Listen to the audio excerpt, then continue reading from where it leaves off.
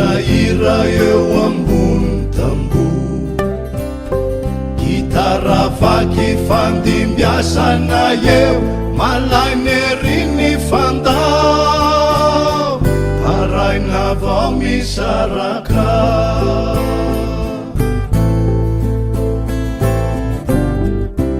Revirevinay taloha, misotrosotro eo ambony tamboho, rehefa madiva ho faty masoandro, mirongatra ny vinany, teterakeo la irava.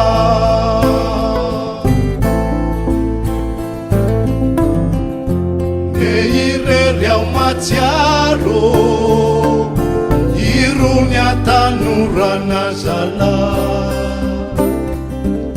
ereo adalana mafilotsy azo rarana, antitraiany ity ny faranya.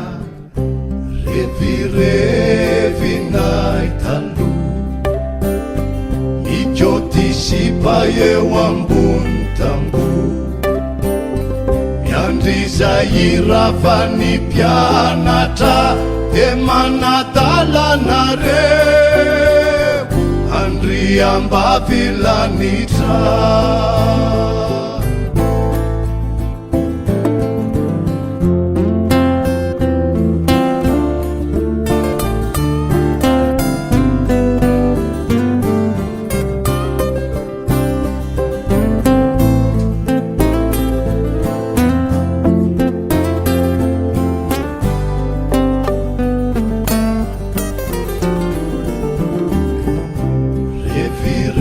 Revirevinay taloha, mivangabao eo ambony tamboho, ny fiainana nombana mpianatra anay, nisony ratsy ny faty, tapitran'olalovana.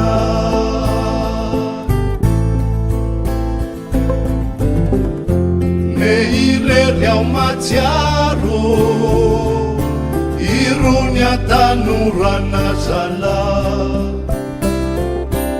ereo adalana mafilotsy azo rarana, antitraiany ity ny faranya.